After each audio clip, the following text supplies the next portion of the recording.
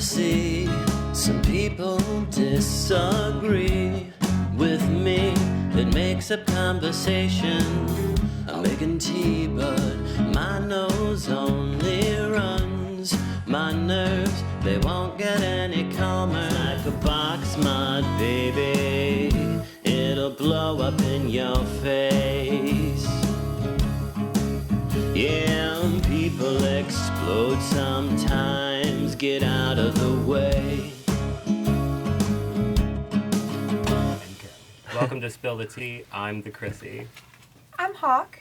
This is going to be a YouTube extravaganza show bigger than any that you've ever seen on the planet of Earth. You know, this show is going to involve like actual data and facts to try and present like a basis for discussion. So it'll be an examination into sociology, and sociology is the study of human interactions. It examines the social structures, institutions, and general sets of behaviors that build the social world around us. Today, the most devoted group of humans studying transgender culture are sociologists. These are people looking beyond the veil, researching the very social world around us that helps construct the transgender reality. We wanted to bring an evidence-based discussion with topics chosen for their scientific value. Just to let you know, guys, today's thing will be covering very heavy topics. We don't want anybody's feelings to get hurt, but we feel like it's important that people have this knowledge. I'm going to be the mean one. I'm going to try and take the scholar approach and present the facts. Good, not a cop. Bad, not a cop. Right on. I want people to treat people like people. I want to fist fight people who don't treat people like people. I want a fist fight.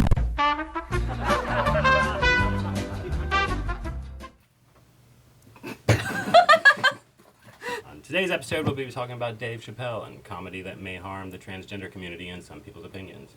The facts that we will present will be studies based on transgender violence and the effects of bullying. Some of the material in today's show might be sensitive to a lot of viewers because we expect to have a lot of transgender viewers, but we're here for you, so reach out to us on our Discord if you have any distress. We're your family, and we love you. The whole thing is that Dave Chappelle at one point in time made damaging jokes, and people lashed out, wrote letters, and he responded with more jokes instead of an apology. So there is a lot of debate whether or not things contribute to certain social ideologies that might perpetuate the harm of a minoritized people. So that's what we'll delve into on today's episode. Thank you for joining in. This is Spill the Tea, and I'm the Chrissy. These are my guests: Bridget Dedman, comedian; Reed Sedgwick, comedian; Ms. Demure, entertainer extraordinaire. And today we're going to talk the tea about Dave Chappelle and possible things like comedy that might harm the transgender community. How is everyone today? Well, thank you. Like, so good. So good. We've been hanging out, having coffee, and chatting and getting to know each other.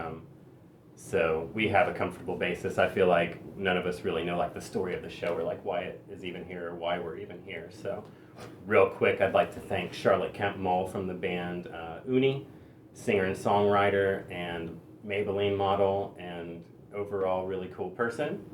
Arguing with her one day on Instagram sort of triggered about some Dave Chappelle issues. Got me really thinking, and she said, challenge extended, basically. You should start a show and put your voice out there. And I said, challenge accepted. So here we are today. So thank you, Charlotte, for your support and all your love. And so let's see what happens. Bridget, how did you get into comedy? Sure. So I am a comedian. I've been doing that for a while. I know your start because we've known each other long enough that I think I know the moment you were like, fuck this, I'm going. Yeah. I haven't been doing comedy for very long. So I guess I'm still an amateur. I'm a regular at Go Bananas in Cincinnati. I perform at Wiley's Comedy Club a lot. I go all over Indianapolis, a lot of the Midwest areas. So I'm doing a lot of comedy, and I mean, that's really, it for me. I have, just tonight I'm going to be on the Super Dope Comedy Fest, which you're not going to be able to come to because this is going to be done. But follow me on Instagram. It's just at Bridget Dedman. That's also my Twitter or my Facebook page, Bridget Dedman Comedy. and I'm sure we can probably do links or something. We'll put that in the link down below. Reed, how did you really get into comedy, or what's your deal? Wow. I was in Buenos Aires, and there was a weekly English language comedy show. And I had, like, when I got the money, I just moved to Argentina. And I just stayed there, and I started a storytelling show. And then there was this comedy show in English, and I wasn't good. Like, I was brand new, and I still got to be on this show for a while called Gringo, which was really fun. So then once I started, I was like, oh, why didn't I do this before? And so I was like, I got to go back to the States and give it a try. So I live in Louisville. That's where I'm from. I pretty much grew up there. Awesome stuff is happening in comedy. Like Dwayne Duke, who produces the Midwest Queer Comedy Festival every year. It moves from city to city. Like, it's pretty awesome. Wow. And so he chose to do that in Louisville this last year, and I got to meet so many queer comics of different genders, and like all different. It was great. It was wonderful. It was so supportive and fun, and the comics were so good, and like it was a really good time. And that was really one of the first times I felt like, oh yeah, there is a gay comedy scene. Like, yeah. Would you say that you guys kind of exist in like a transgender or community or queer space generally, or do you kind of end up being in like a lot of typical avenues for, like, heteronormativity, cisgender people, that kind of thing? For me, we spend majority of what I would consider like practice, so like going to open mics and things like that. That's definitely mostly just heterosexuals, and more specifically heterosexual males. Yeah. And cisgender people. There are trans comedians, but it's super small. It like is zero famous ones. Like, the most famous trans comedian I can think of would be Cassie Workman, who's an Australian comedian. Okay. So she doesn't get a lot of work here, but I've seen her videos, and her videos make it around. She's the most famous trans comedian I can think of. And I mean, nobody knows who she is. You don't know who she is. I have no idea. Yeah, so that's sad. But that's those things that we're working on in the community. So yeah. Ms. Demure's been in the scene for a while. How long have you been on the queer scene in the performance area? Well, I started my drag career back in 1998 at 32 years old. So at that time, I was already ready to be in the homes. But and I have a cable access show, a local cable access show called Hawke's Bizarre World Presents the Ms. Demure Show. It is the oldest LGBTQ public access variety talk show in the USA. At one point I tried, thank you so much. At one point I tried to get my show recognized in the Guinness Book of World Records, but I didn't have any competition, so I never received the honor, but it is an honor because there's no competition, so that's how I look at it. So. In like the local TV world, the what's it called, public access TV world. Mm-hmm. It's not the only are original you social media. Yeah, no, you're not just the longest running. Like, you're one of the only shows that really exists in that platform for what we do. We talked about a couple earlier. There's some areas where people are trying, but I don't think you have a lot of competition there, do you? No, and I do have one spinoff from my show. It's called Queries, and it's been on since '04. We'll put links below in the description box. Mm-hmm. One of my directors was, his name was Ed Willett. He just passed away last year, and he was a Tuskegee Airman in World War II. So he was like the feather in my cap. And he was such a sweet old man. He lived in Yellow Springs, and he was such a sweetheart. He would fall asleep directing, but I loved it. He was so cute. It's kind of like, where's Anthony? Where's our director go? Yeah. I know where's the I mean, you mentioned Yellow Springs. That brings us kind of home to the topic. Dave Chappelle is also from Yellow Springs. Mm-hmm. So in the transgender from community, DC. He's from DC. But he lives in. He has a farm and lives in Yellow Springs. Yeah. Don't ask. What do they grow? Do they grow stuff on a farm? I don't know what Dave Chappelle does. What the hell does Dave Chappelle do in his spare time? What kind of farm Smoke is weed. He smokes a lot of weed. He pays for a lot of cool things to go on around town. I know that he's known as sort of a community philanthropist in a way. After the mass shooting in Dayton, he did bring this big block party to the Oregon district, and they kind of sealed the whole thing off. They brought Stevie Wonder. Like, it was pretty amazing. A lot of the leading causes in a lot of studies for things like suicidal ideation and suicide attempts in trans teens, there are things like bullying and even simple things like name calling, and it doesn't always have to be like a physically violent act. Do we feel like comedy from someone like Dave Chappelle, who's not transgender, who doesn't understand the actual system of oppression going on in that community, is that harmful? Is that a form of bullying? And what are your personal thoughts on things? Well, like first, that? I think you have to look at the joke itself, right? Yeah. And so, if you're thinking about the joke itself, first of all, the whole setup to that joke is masterful, and it is a really accurate depiction of the way that the LGBT community works, right? The part about the white gay men being the ones driving the car, like that is perfect. Like, that joke is so good, and the very end of it to me sucked. Like, as a joke, it was like, okay, but That's the part where he does the like the Chinese impression or Yeah. the Asian impression. yeah. Yeah, where he conflates gender identity with, hey, let me identify as a different race or something, Mm-hmm. and he brings up that common misconception too. And the Sticks and Stones special is what we're referring to, the number one special on Netflix right now. And you have to think about who else, like, it's called Sticks and Stones. Like, actually, as we were watching it, I was like, okay, if the first thing he jokes about is suicide, then pedophilia, then R. Kelly, then, you know, the F word, the alphabet people, like, school shootings. Yeah. You know, Yeah, he went to it's not school shooting. like he's really, like, going to, you know, go after every, like, issue in the zeitgeist. And it's tragedy, and we're laughing at it because he made parts of it funny, you know, like, I don't know. That's I do get both sides of the spectrum, but me being African American, you know, right now I'm Ms. Demure, but as an African American male, I see the juxtaposition, because for me, I've always had a problem finding friends within my own African American community, because either I'm gay or it's because I'm a drag queen. And so what I see in Dave Chappelle, and I know that comedy, you're supposed to go up to that line, and sometimes you can cross it because it's political satire, or it's just, you know, but even in those sense, there are a lot of good comedians like Joan Rivers.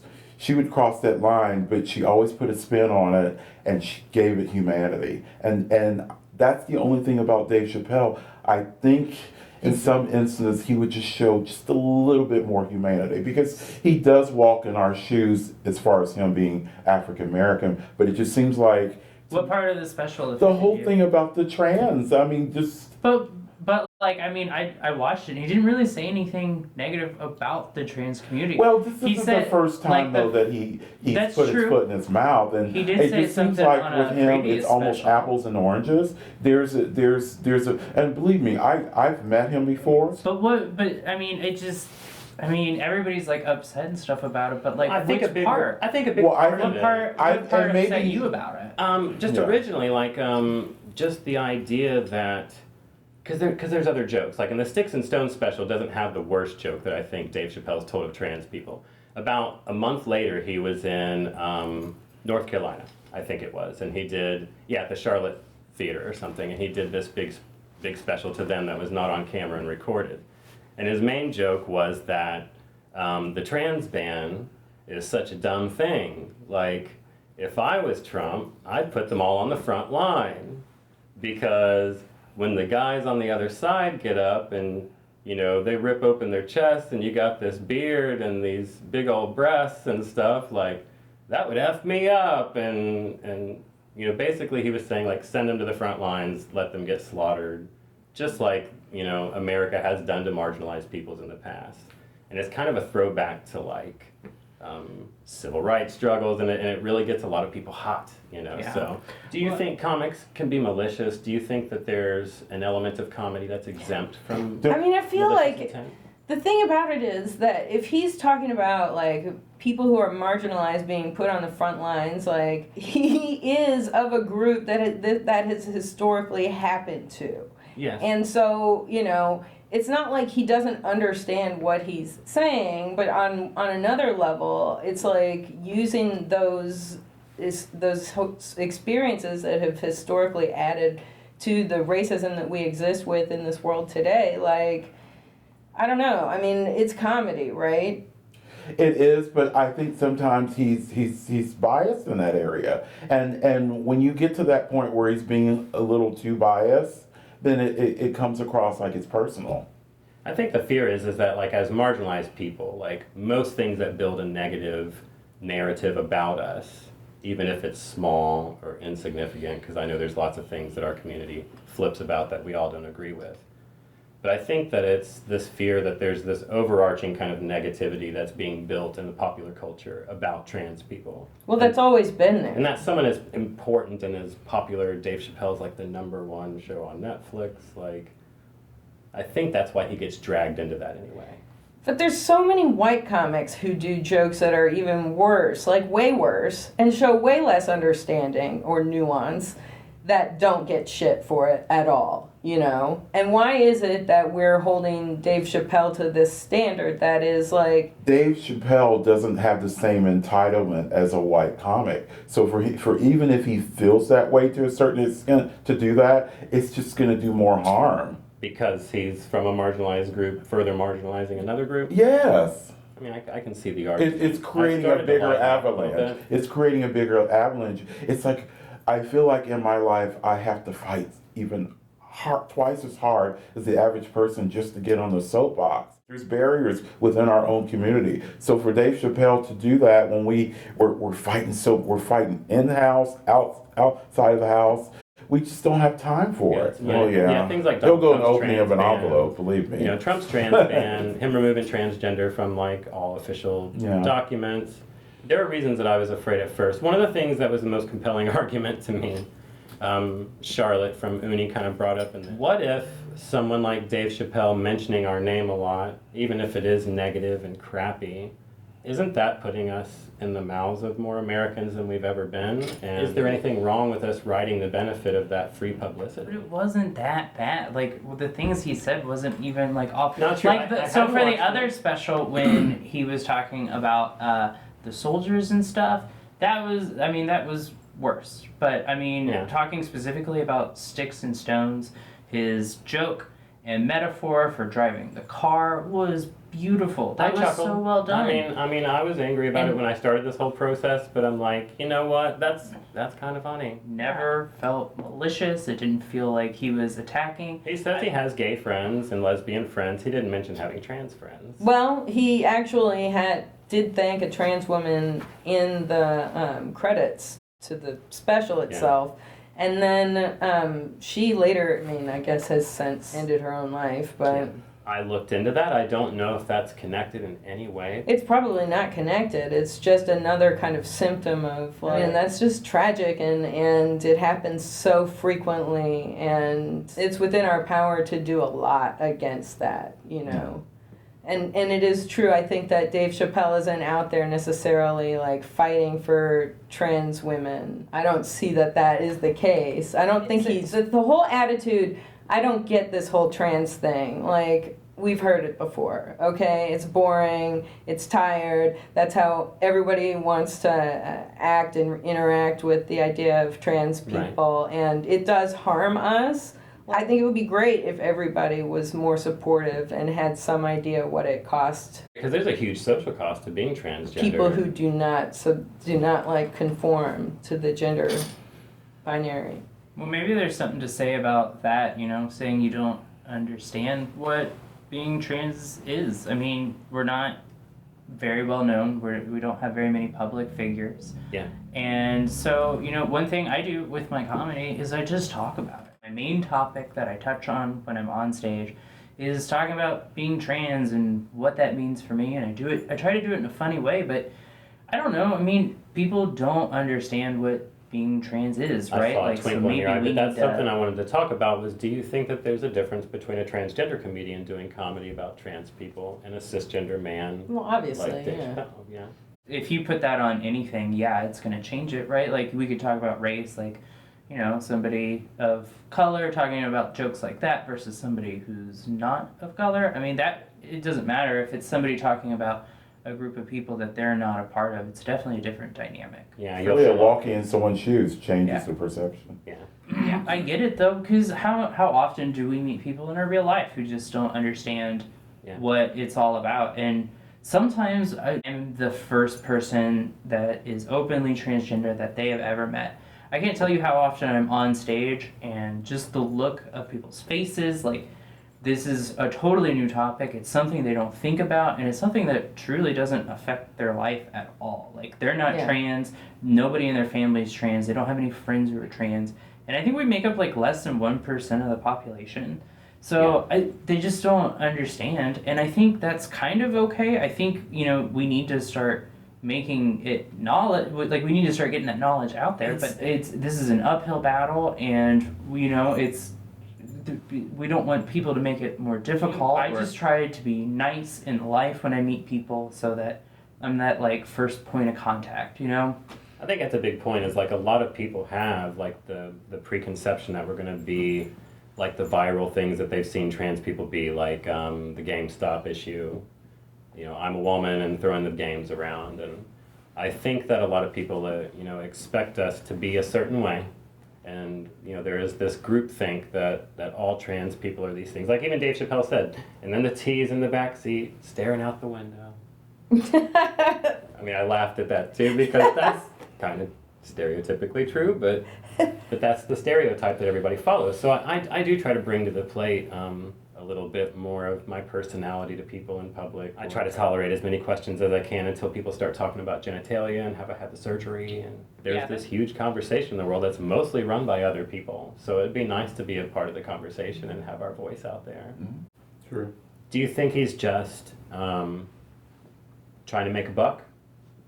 Is there any consensus on, does he even care about this issue at all? Well, that's one thing I said to you, right? I was like, he's a comedian, and as a comedian, what we do is we get on stage and we say things.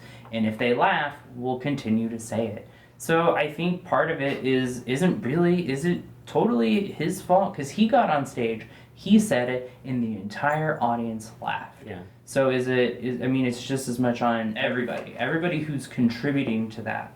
But then again, I really, for the Sticks and Stones special, don't think anything about the LGBT community was too harmful. I think most of it was pretty okay.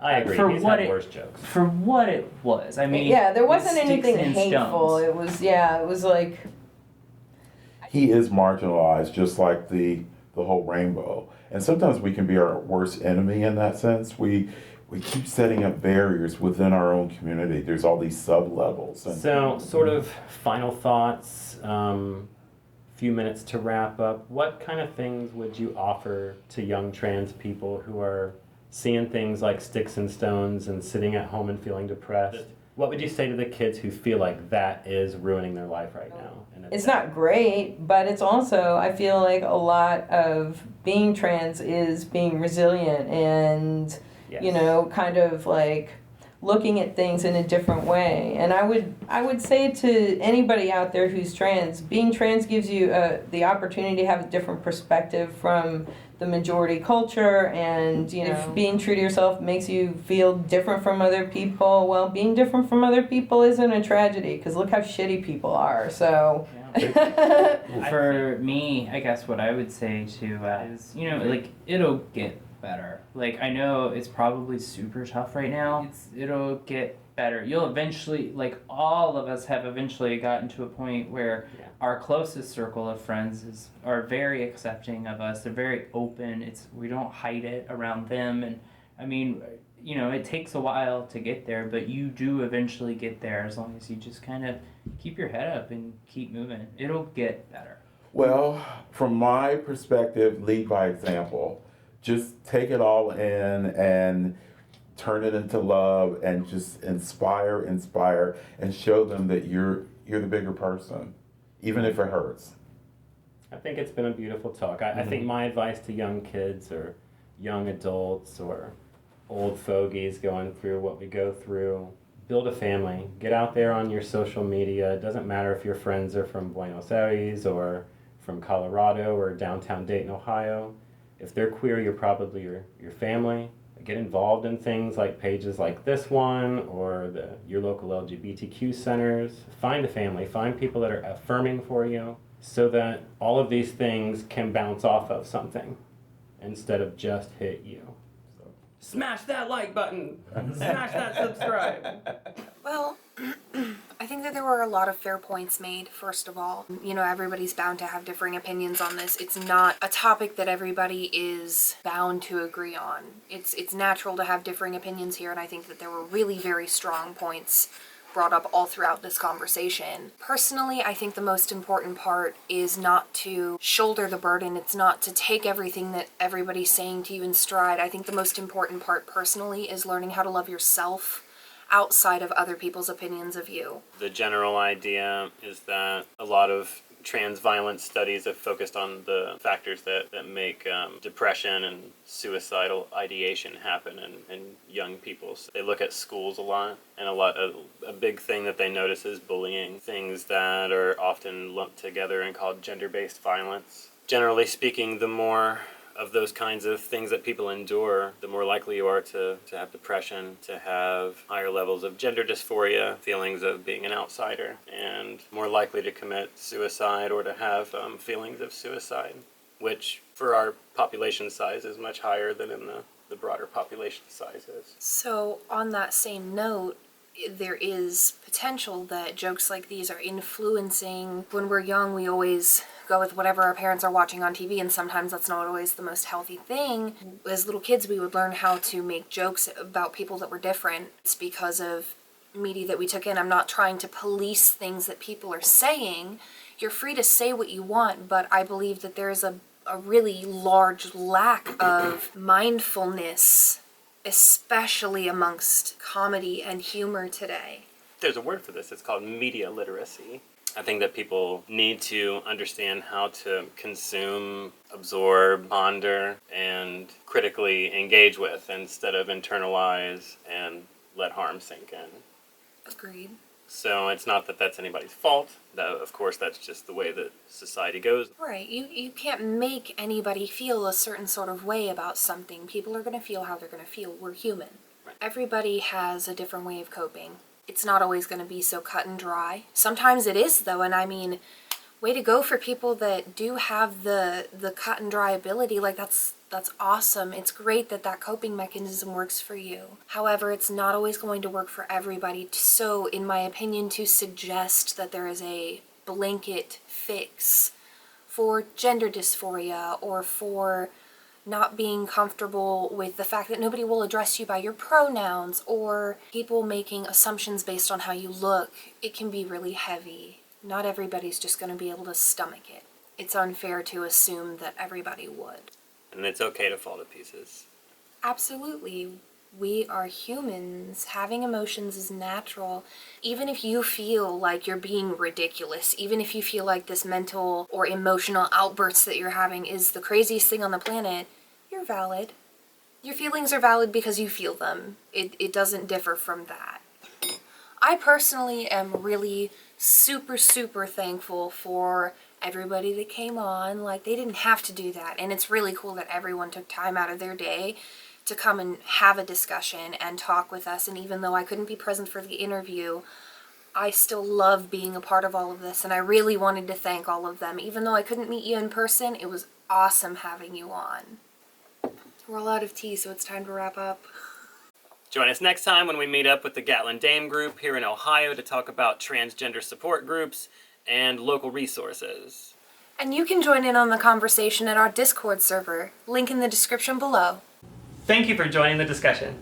If you like what we're doing here, consider visiting our Patreon at www.patreon.com/spillthetea. Patreon's the place where you can help your favorite artists, activists, entertainers, or YouTubers build their content and spread their message. Make sure to hit the subscribe button and bell icon below to be notified about upcoming episodes. Let's talk again soon.